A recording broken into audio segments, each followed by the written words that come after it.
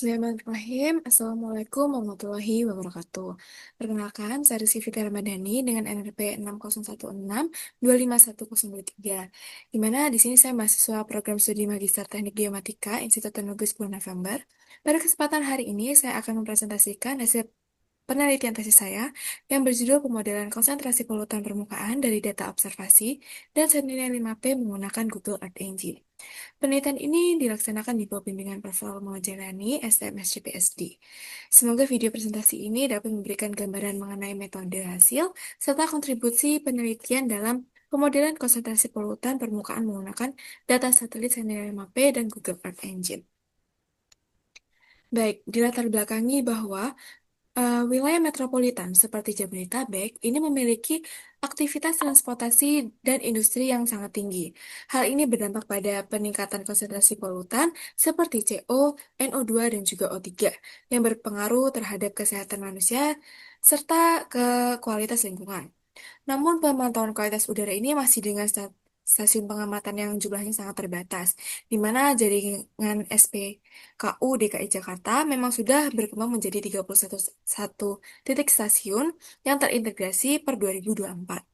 Namun, sebagian besar hanya memantau partikulat seperti PM2,5 atau PM10 dan juga data gas CO, NO2, dan O3 yang kontinu di seluruh Jabodetabek hanya tersedia dari 3 stasiun jaringan EANET, di mana terdiri dari BMKG Cirebon, IPB Bogor, dan juga BPPT Serpong, sehingga distribusi kualitas udara belum dapat tergambarkan secara spasial dan juga menyeluruh. Nah, sebagai solusi, satelit Sentinel-5P ini menyediakan sebuah data vertical column density atau VCD dengan cakupan yang cukup luas. Seperti berikut, di mana Sentinel-5P ini sebenarnya mampu mendeteksi 6 parameter permukaan atmosfer seperti CO, NO2, O3, SO2, CH4, dan juga HO. Namun, penelitian ini hanya memfokuskan pada CO, NO, dan juga O3, karena keterkaitannya erat dalam sebuah sistem fotokimia atmosfer perkotaan.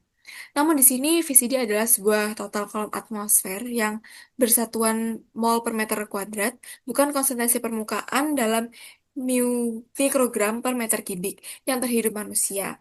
Nah, di mana pendekatan H2 referensi global ini kurang representatif secara lokal, sehingga penelitian ini mengembangkan H2 empiris lokal.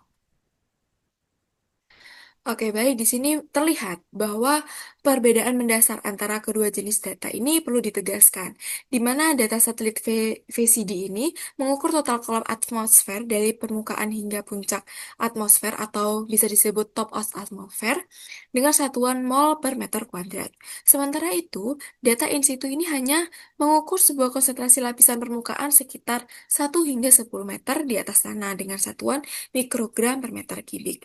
Nah, karena keduanya ini mengukur besaran yang secara konseptual itu berbeda, maka dibutuhkan suatu parameter penghubung yaitu tinggi kolom atmosfer atau yang disebut dengan H, di mana agar VCD ini dapat dikonversi menjadi estimasi konsentrasi permukaan yang representatif. Nah, konsep dari konversi ini tuh dirumuskan melalui persamaan yang ada di eh, halaman berikut ya, di mana konsentrasi permukaan itu sama dengan VCD dikalikan massa molar polutan dan faktor konversi yaitu 10 pangkat 6. Lalu dibagi dengan kolom H di mana dalam satuan meter. Nah, semakin representatif nilai H yang digunakan, maka akan semakin akurat pula hasil estimasi konsentrasi permukaan yang dihasilkan. Karena perbedaan dari representasi ini, data satelit itu tidak dapat langsung dibandingkan dengan data pengamatan permukaan ya. Jadi hubungan antara VCD dan juga konsentrasi permukaan itu dipengaruhi oleh distribusi vertikal polutan dan juga kondisi atmosfer. Oke, baik di sini masuk ke sebuah konsep modelannya, di mana di sini saya membagi menjadi 3 tahap. Yang pertama yaitu tahap menghitung surface concentration atau SC1, di mana di sini menggunakan H global, yaitu nilai referensi dari sebuah literatur, di mana untuk 12.000 meter untuk CO, 3.000 untuk NO, dan juga 10.000 untuk O3. Di sini menggunakan satuan meter ya. Nah, Lalu masuk ke tahapan kedua, yaitu menghitung H2 empiris lokal, di mana H2 ini diperoleh dengan cara membalik sebuah persamaan konversi, menggunakan pasangan data dari VCD dan juga konsentrasi in situ di tahun 2019. Kemudian diambil nilai mediannya karena nilai median ini lebih robust ya terhadap outlier yang dibandingkan dengan rata-rata. Nah, memasuki ke tahap ketiga, yaitu menghitung surface concentration kedua, yaitu menggunakan H2 yang merupakan hasil kalibrasi lokal dari Jabodetabek. Di mana kinerja SC2 ini itu kemudian dievaluasi menggunakan tiga metrik statistik, yaitu R kuadrat, RMSE, dan juga NMAE, yang kemudian akan dibandingkan terhadap data in situ tahun 2019 sebagai kalibrasi dan juga tahun 2020 sebagai data validasi independennya. Oke, baik. Di sini berdasarkan batasan masalah tersebut, penelitian ini bertujuan untuk menganalisis hubungan antara VCD Sentinel-5P dan juga konsentrasi permukaan CO, NO2, dan juga O3 di Jabodetabek. Selanjutnya, penelitian ini mengembangkan pemodelan berbasis data menggunakan pendekatan tinggi kolam empiris lokal yaitu H2 yang berbasis integrasi data VCD Sentinel-5P dan juga data observasi in situ.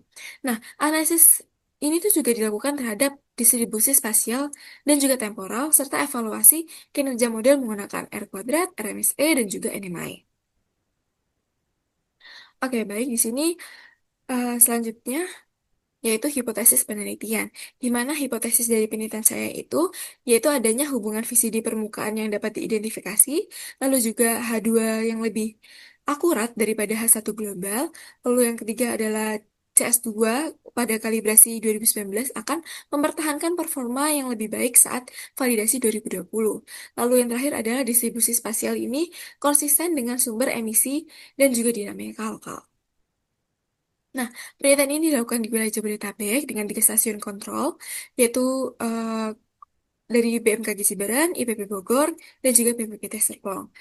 Dan di sini juga dibatasi dengan buffer 5 kilometer yang digunakan untuk kolokasi data satelit dan juga data in situ, bukan untuk merepresentasikan keseluruhan wilayah Jabodetabek. Oke, data yang digunakan di sini adalah dari ada empat jenis ya, di mana pertama adalah VCD dari data satelit Sentinel-5 Petropomi yang diakses melalui GEE, kedua yaitu data observasi atau in situ untuk parameter CO, NO2, dan juga O3, dan dengan data 2019 yang digunakan untuk kalibrasi dan juga tahun 2020 untuk validasi. Dan ini bersumber dari stasiun EANET. Nah, terus yang ketiga adalah koordinat data sensor in situ.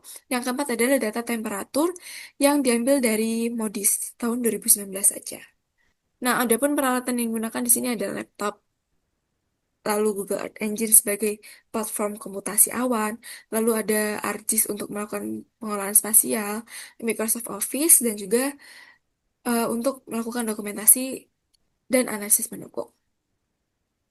Nah, berikut adalah diagram alir penelitian yang akan dijelaskan lebih lanjut di slide berikutnya. Nah, di sini ada diagram alir, di mana penelitian ini saya bagi lagi menjadi tiga fase, di mana fase pertama adalah kalibrasi model menggunakan data tahun 2019 yang meliputi prapemrosesan seperti code filtering, kolokasi spasial, temporal matching, dan juga data untuk data cleaning. Lalu dilakukan dengan perhitungan SC1 menggunakan H1 global, perhitungan H2 empiris lokal, dan juga SC2 menggunakan H2 hingga pemilihan model terbaik antara SC1 dan juga SC2.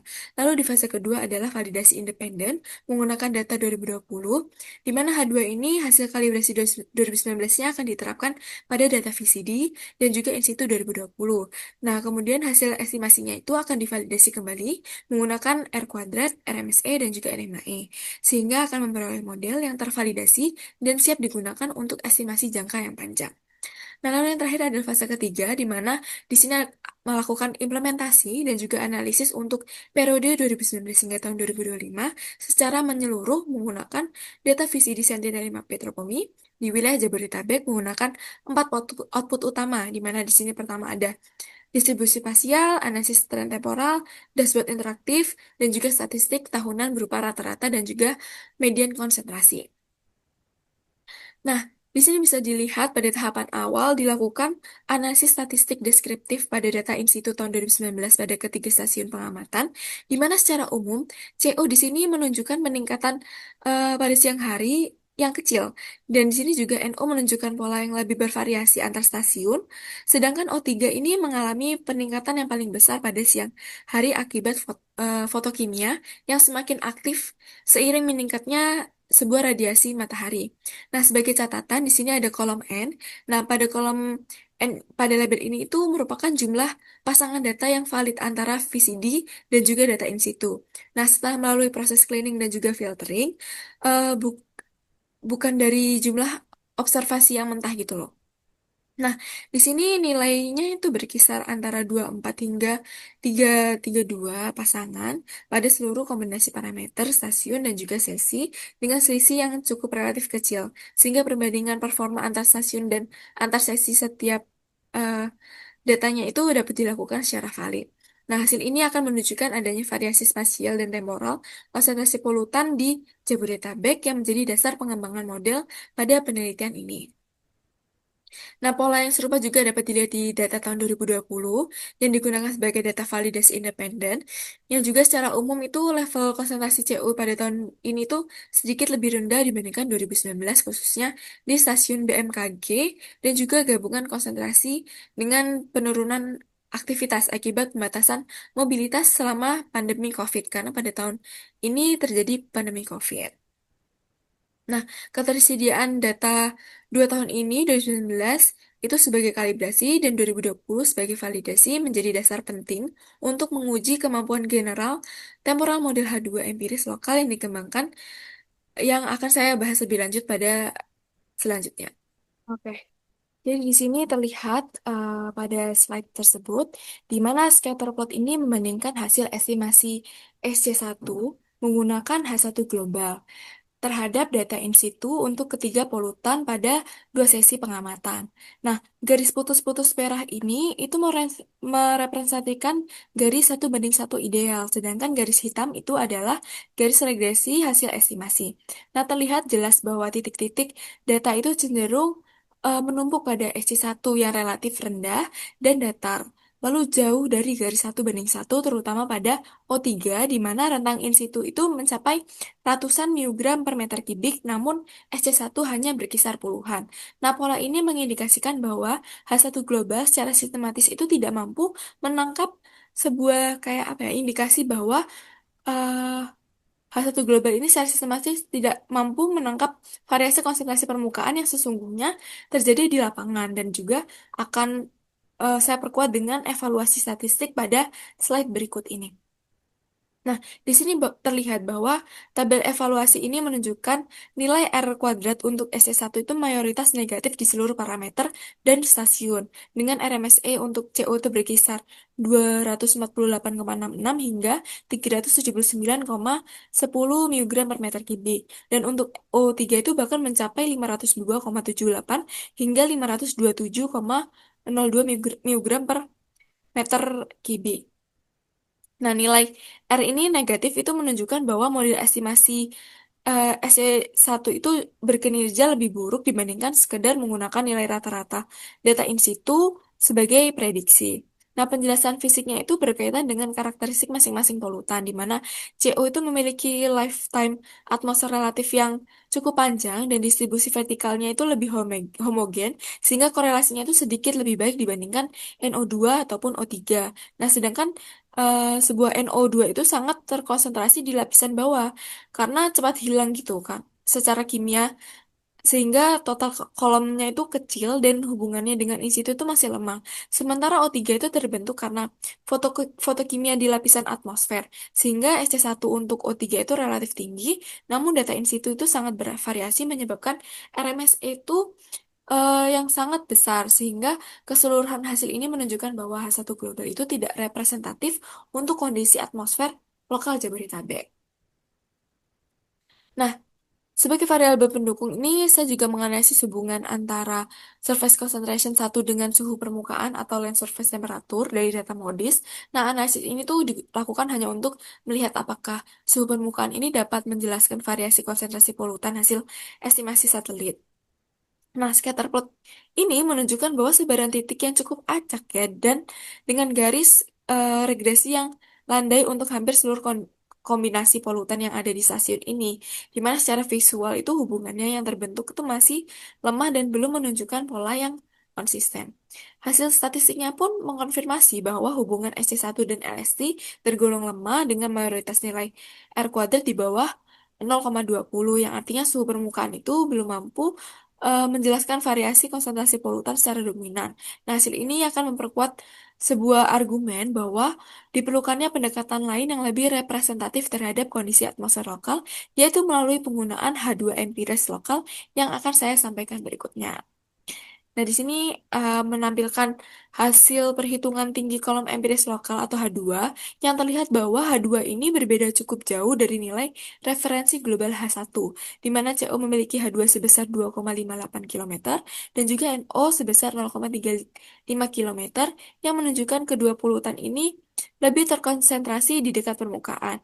Nah, justru sebaliknya pada O3 itu memiliki kondisi yang nilai yang sangat besar, yaitu 141,27 km, yang berperan sebagai faktor koreksi empiris akibat dominasi konsentrasi ozon lapisan atas sebuah atmosfer pada data satelit.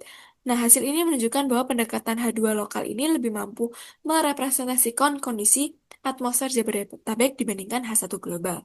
Nah, di sini juga perlu diperhatikan bahwa H2 yang saya gunakan di sini itu bukan nilai rata-rata, melainkan menggunakan nilai median dari seluruh pasangan VCD dan juga in situ. Nah, median di sini dipilih karena distribusi H2 itu mengandungkan nilai ekstrim atau outlier yang terutama pada parameter O3, hingga median ini saya rasa cukup robust dan mampu merepresentasikan kondisi tipikal data yang digunakan. Nah, di sini merincikan per stasiunnya ya. Nilai H2 ini juga menunjukkan variasi yang berbeda-beda, di mana untuk CO ini yang di sini H2-nya di BMKG sebesar 2,66 km, di IPB 2,48, dan data untuk BPPT-nya itu tidak cukup tersedia untuk parameter ini. Nah, untuk NO2, H2-nya berkisar 0,25, terus BPPT-nya 0,43 km di BMKG. Nah, untuk O3-nya ini variasi paling besar, di mana bernilai 2,38 km di BMKG, 120,80 di BPPT, dan 113,03 km di IPB. Nah, variasi antar stasiun ini wajar banget untuk meningkatkan karakteristik masing-masing lokasi yang berbeda. Nah, BMKG ini mewakili kawasan latar belakang pegunungan, sedangkan IPB itu kawasan perkotaan di Bogor, dan BPPT kawasan pinggiran Jakarta, sehingga kondisi meteorologi dan juga sumber emisi lokal itu turut mempengaruhi ya nilai tinggi kolom atmosfer di masing-masing titik. Nah, setelah H2 empiris lokal diterapkan, scatter plot SC ini terhadap data in situ menunjukkan perbaikan yang cukup jelas ya dibandingkan dengan SC1 sebelumnya. Di mana di sini terlihat titik-titik data tersebar pada rentang nilai yang jauh lebih mendekati skala data in situ yang sesungguhnya, terutama pada nilai parameter CO dan juga NO2, yang garis regresinya itu mulai mendekati arah garis 1:1, meskipun untuk O3 sebenarnya masih relatif mendatar. Terlihat juga secara statistik penggunaan H2 empiris lokal ini berhasil memperbaiki performa dibandingkan SC1. Terlihat juga perbaikan paling jelasnya itu pada penurunan nilai RMSE di hampir seluruh parameter dan stasiun, dan distribusikan di SC secara visual yang sudah jauh lebih baik mendekati rentang konsentrasi hasil pengamatan in situ.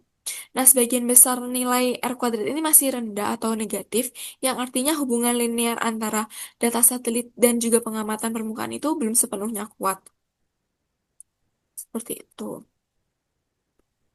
Nah, di sini ada grafik tren harian yang membandingkan data in situ SC1 dan juga SC2 sepanjang tahun 2019 untuk kedua sesi pengamatan. Nah, secara visual ini terlihat bahwa garis SC yang berwarna hijau itu jauh lebih dekat mendekati pola naik turun data in situ yang berwarna hitam ya, dibandingkan garis SC1 yang berwarna biru. Khususnya untuk parameter CO dan juga NO2. Nah, untuk O3-nya ini, ketiga garis itu masih menunjukkan perbedaan skala yang cukup besar. Namun SC2 tetap menunjukkan perbaikan relatif dibandingkan SC1. Untuk scatter plot perbandingan ini diperjelas dari gambaran sebelumnya, di mana titik-titik ungu atau SC1 ini mengelompok padat dan juga datar dari garis 1:1. Sedangkan titik hijau ini merepresentasikan SC2 yang tersebar lebih luas dan juga lebih dekat mengikuti arah diagonal 1:1, terutama untuk CO dan juga NO2. Perbaikan performa dari SC ini dibandingkan dengan SC2 ini dibandingkan dengan SC1 yang terlihat konsisten di seluruh kombinasi polutan stasiun dan juga sesi pengamatan. Di sini juga terlihat dari evaluasi performa estimasi SC1 dan juga SC2 terhadap data in situ,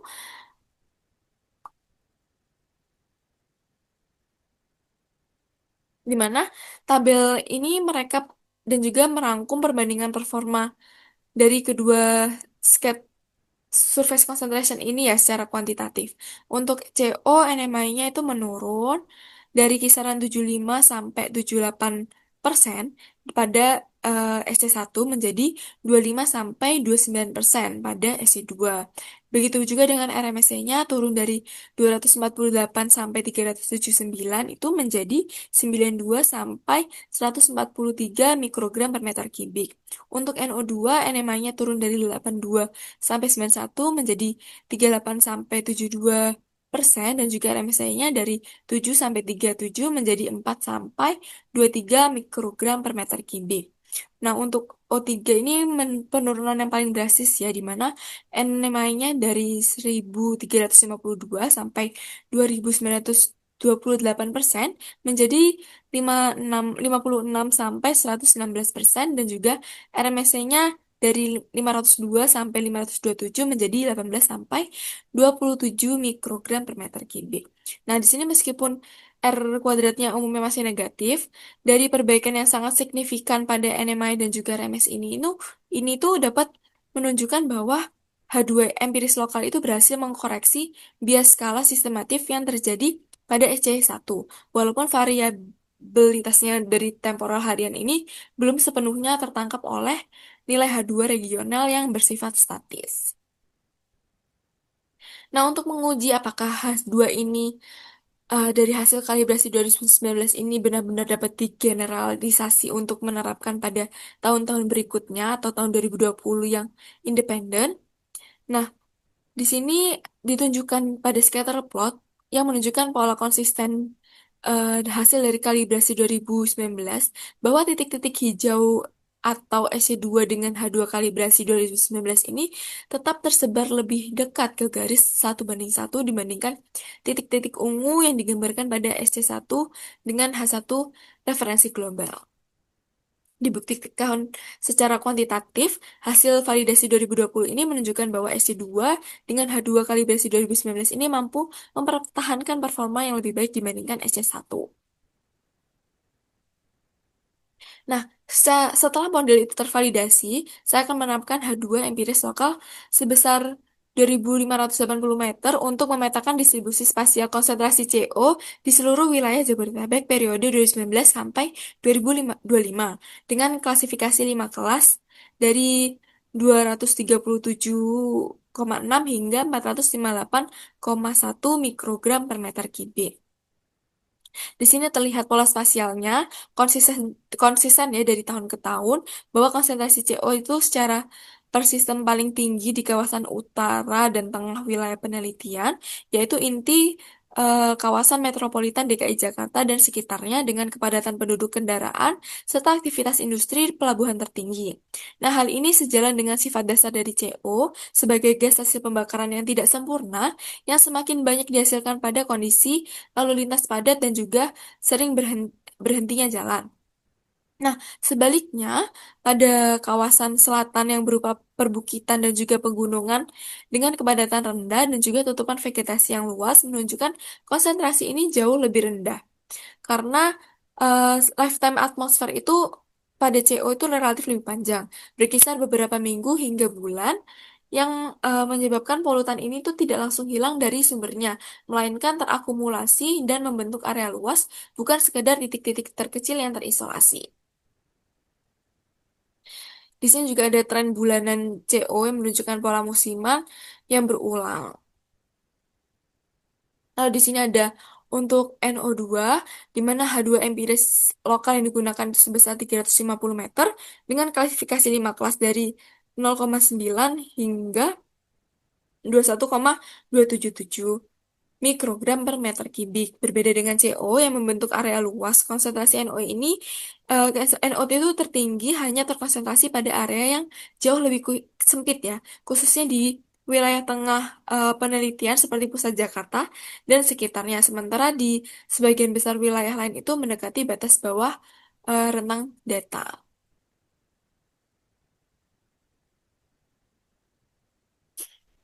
Nah, di sini kan terlihat ada pola titik panas sempit. Ini tuh berkaitan langsung dengan sifat NO sebagai polutan primer dengan lifetime atmosfer yang sangat singkat, hanya berkisar sekitar jam hingga hari, hingga tidak sempat menyebar jauh dari sumbernya sebelum bereaksi atau terurai. Sifat ini juga membuat NO2 itu merespon perubahan aktivitas manusia yang jauh lebih cepat dibandingkan CO pada 2020. Begitu pembatasan mobilitas pandemi diperlakukan. Luasan area konsentrasi tinggi itu mengecil nyata di hampir seluruh wilayah, sehingga konsisten dengan temuan serupa di berbagai kota besar dunia selama periode lockdown. Berikut merupakan grafik bulanan median konsentrasi NO2-nya. Lalu di sini ada sebaran spasial pada O3, di mana H2 empiris lokal yang digunakan itu sebesar 141,270 meter, dengan klasifikasi 5 kelas, yaitu dari 38,3 hingga 40,1 mikrogram per meter kubik, yang berbeda secara fundamental ya dari CO dan juga NO. Distribusi O3 ini justru tersebar relatif merata di seluruh wilayah penelitian tanpa pola dominasi yang konsisten pada satu bagian wilayah. Ini terjadi karena O3 itu tidak dapat diemisikan langsung dari sumber, melainkan terbentuk melalui reaksi fotokimia antara prekursor seperti NOx dan juga VOC yang dengan bantuan radiasi ultraviolet matahari.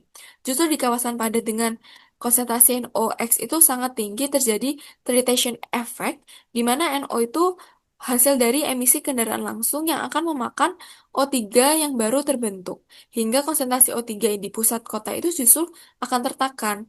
Nah, justru sebaliknya itu ada kawasan pinggiran pada dengan NOx lebih rendah itu memungkinkan O3 terakumulasi lebih bebas. Meski pola spasialnya itu lebih stabil ya, di level regional itu tetap berfluktuasi antar tahun. Nah, berikut merupakan grafik bulanan dari O3 pada SC2 wilayah Jabodetabek. Lalu keseluruhan hasil estimasi ini saya visualisasikan dalam bentuk dashboard interaktif berbasis GEE Apps, sehingga eksplorasi data distribusi spasiotemporalnya dapat dilakukan secara dinamis tanpa memerlukan instalasi perangkat lunak khusus. Nah, sehingga pengguna itu dapat memilih tahun pengamatan dari 2019 hingga tahun 2025, serta parameter polutan dari CO, NO2, dan juga O3. Nah, di sini melalui panel kontrol ya bisa dipencet. Dan juga peta itu maupun grafik tren bulanan itu akan selalu diperbarui secara otomatis sesuai dengan pilihan tersebut, lengkap dengan data statistik spasial tahunan seperti median konsentrasi. Nah, dashboard ini tuh dapat diakses secara publik ya melalui tautan yang tersedia di slide ini, yang akan diharapkan tidak hanya menjadi arsip sebuah pemodelan aja, tetapi juga dapat dimanfaatkan untuk memperkuat sistem pemantauan kualitas udara serta dapat mendukung penelitian lanjutan di kawasan Jabodetabek. Nah, berdasarkan keseluruhan hasil pembahasan ini dapat saya simpulkan dari untuk 4 poin utama, di mana keempat kesimpulannya itu pertama, yaitu H1 global belum mampu merepresentasikan hubungan visi di konsentrasi permukaan di Jabodetabek. Lalu yang kedua, H2 empiris lokal ini berhasil dikembangkan dengan nilai 2,58 km untuk CO, lalu 0,35 km untuk NO2, lalu 141,27 km untuk O3. Lalu yang keempat adalah model surface concentration ini mampu menggambarkan pola spasiotemporal sesuai dengan karakteristik masing-masing polutan. Dan yang terakhir yaitu SC itu dapat memberikan performa jauh lebih baik dari SC1 meskipun R kuadratnya umumnya masih negatif. Lalu untuk saran penelitian selanjutnya, dapat mengintegrasikan parameter meteorologi dan juga tinggi PBLH, lalu juga dapat mengembangkan H2 yang dapat dilakukan secara dinamis secara spasiotemporal, lalu dapat membandingkan dengan metode-metode lain seperti random forest ataupun chemical transport model. Lalu yang terakhir adalah serta analisis musiman itu dapat lebih diperdalam ya dengan membandingkan ENSO secara kuantitatif. Oke, demikian presentasi yang dapat saya sampaikan. Kurang lebihnya mohon maaf. Wassalamualaikum warahmatullahi wabarakatuh.